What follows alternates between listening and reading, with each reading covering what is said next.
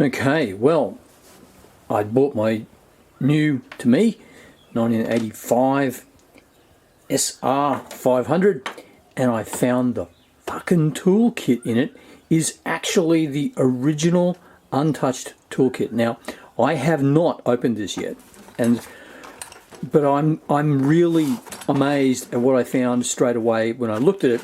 This little pouch on the back, still in the sealed plastic bag. Feeler gauges for checking the valve clearances. Fuck me dead.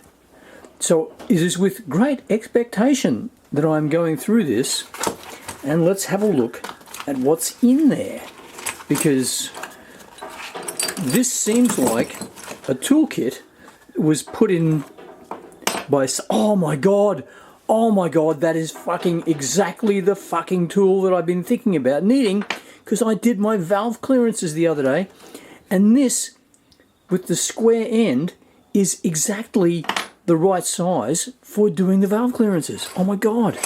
And look at that. Good spanner with a 22 and 27. Pretty standard kind of looking, multi-grips.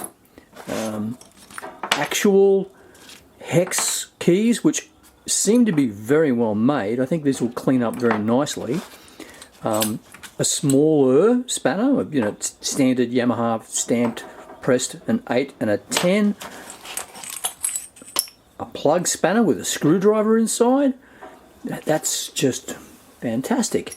I mean, literally any owner could exactly do all of the maintenance that the bike ever needs doing with these tools. Oh, and yes, they're dirty. So that's just stunning.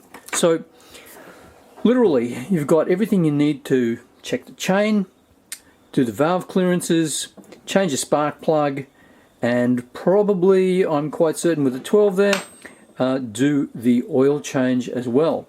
What a fucking great find. My god.